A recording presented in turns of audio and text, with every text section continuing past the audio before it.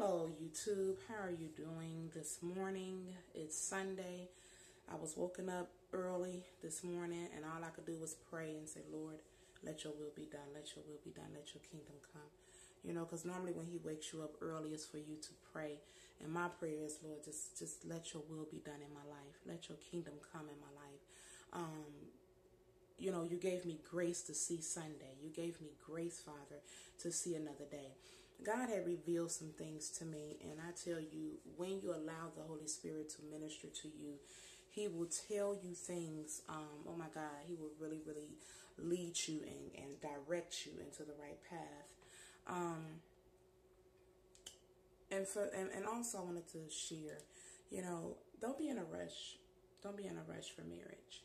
I said, Lord, I'm not in a rush.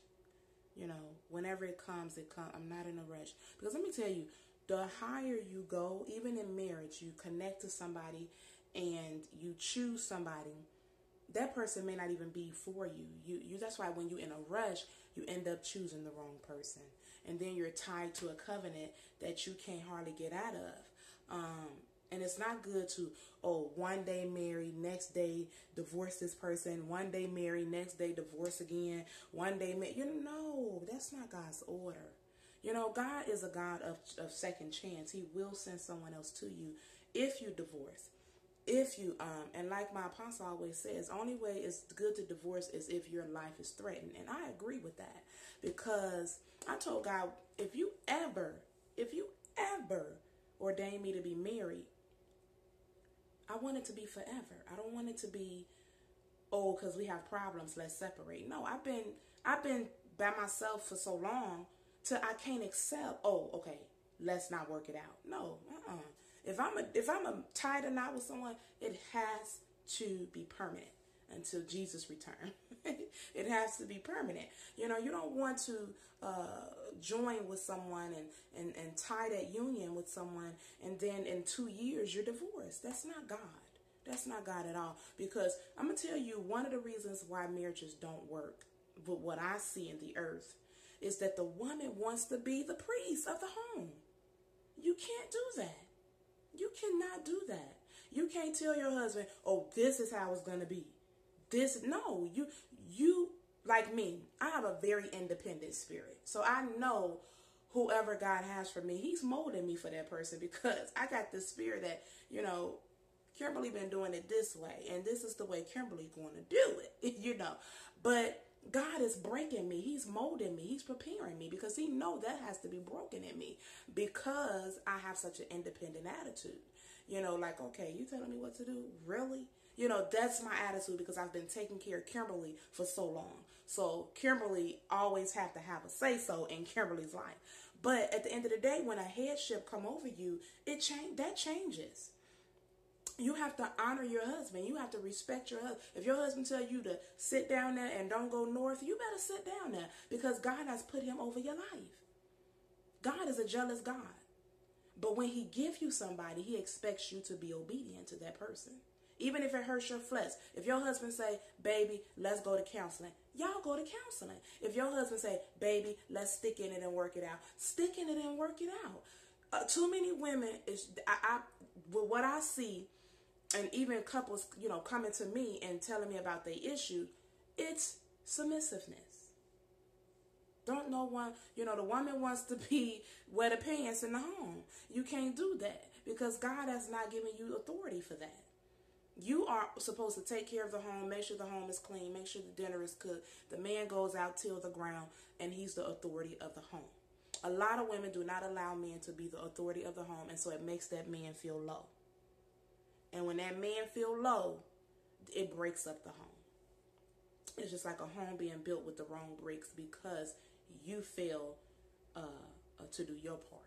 So I'm not in a rush for marriage. Yes, marriage is good, a family is good, but trust me, you're going to have even probably more problems even being married, because the enemy don't like marriage. He don't like when two people come together in unity. He don't like that. And then some people divorce for some of the silliest things. Because he do this or he do that. Because I just don't want to look at him no more. I just don't want to, you know. we got to stop breaking these unions, because every woman needs a covering. Every woman needs a covering. Now, some women are ordained to be single and they don't be with nobody, and those women know who they are. You know what I'm saying? They ordained to you can call it, you could say they're a nun, because they not being touched, they no babies, no nothing. So that side, God says, is I'd rather for you to stay single so that you can think on the things of the Lord than to be, because if you be married, you got to think on things on how to please your husband. But marriage is beautiful, it's wonderful, and marriage is ministry. Marriage is not just sex. Or marriage is ministry. And I think that's what some people get it mixed up at, and that's why so many divorces happen, because you don't know the real meaning of marriage. It's not to be in a bed all day and sexing up. It's not for that. Of course you have to, that's part of the enjoyment, but the real purpose of marriage is ministry. That's the real purpose of marriage. And once you marry, your minister, the pastor that's over you, will ordain you all to work either in the church, to be effective in the church. It is ministry. It is ministry. And I told God, I said, I'd rather, by myself with just me and him. And, I got to have a king over my life. I got to have somebody that know the word. I got to have somebody that's saved. I got to have somebody that's filled with the Holy Ghost. I got to have all these things, because I've been waiting for so long till I'm not just going to accept anything. I'm not going to do it. Many people came to me and said, oh, you the one. Oh, I heard it all. I could be married right now if I really wanted to, because I've heard it all.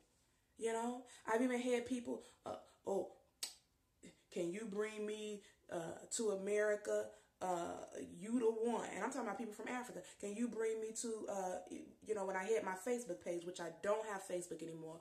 It's not because I'm mad with anybody. I just felt compelled to come away. Facebook became my Isaac. Just like Abraham offered Isaac, Facebook became my Isaac. But I would get inboxes from people from Africa. Can I get your number? Can I get your number?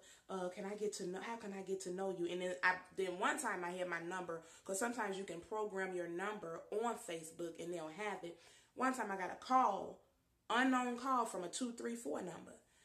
Oh, this the guy off Facebook, and I really like you, and I think I'm in love, and I just want to come where you are to Georgia, and God told me you the one. Don't be lying on God. Don't you lie on God like that, because he ain't said that, and I had this one pastor off of Facebook inbox me and tell me, can I fly you to Texas? Never forget this one. Can I fly you to Texas? I want you to meet my church, meet everybody, my members. He's a pastor of a church, and was trying to get me to Texas to be his wife. I couldn't believe this one. And you know what I said, YouTube? I said, you got to meet my apostle. I said, you want to marry me and fly me to another city? You got to meet my apostle. He said, who is your apostle? I said, his name is, and I gave him the person's name. He said, oh, I know your apostle. I said, I said, well, that's who you have to meet in order to take me out of my church, into your church. Because he wanted me to be a member of his church, not only a member, but his wife, in Texas. So I said, well, you have to meet my apostle. You have to come and counsel with my apostle and let him know that God showed you that I was the one, and that you need to get permission from my daddy. Yes, you do. From my spiritual daddy, you got to get permission. And do you know, YouTube, he never talked to me again. You know why? I exposed him. I said, you got to meet my apostle. The man of God that I'm up under, you must meet him, because you're not taking me to another city saying that I'm the one. And then somebody gonna say, oh, you just missed out on your blessing. No, I didn't.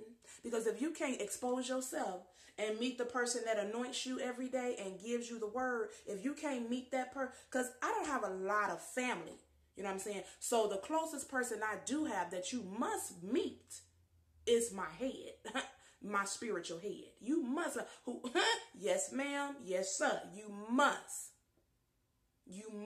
meet my spiritual head. And that's what he did not want to do. You know why? Because I believe that, my apostle do know him, and it made he know that my apostle probably would have said, don't do it. So he got exposed. So like I said, I left Facebook. I'm not on Facebook anymore, and I thank God that he has moved me from Facebook. Like I said, my flesh misses sometimes because of my old school friends and stuff like that. But other than that, I am happy that I'm not a part of it. I used it as a tool to encourage people and to strengthen people. That's what I used it for. And just like I used my YouTube account, and I had almost 5,000 friends on Facebook. I'm not trying to get a lot of subscribers on here. I just enjoy encouraging. So if it's just one person I uplift, that's all that matters. I just set up my YouTube account, and it's very fresh and new. So whoever God allows to subscribe to my channel, it will be so. God bless you all. And remember, let God choose your husband. Let God choose your wife in this season. Because I'm going to tell you, marrying the wrong person will only bring havoc in your life. And then once you divorce that person, what you going to do? Sit back and say, another 2 years, I'm going to get married again? No, you got the first deal, because some of the times we think it's our husband, but really God is showing us ourselves. It's our own flesh that don't want to submit to our husbands. Like me, I know if somebody came to me right now and knocked on my door, Kim, you the one, we're going to get married today. You know what I'll probably tell him? Oh, I don't think God is still working on me, baby.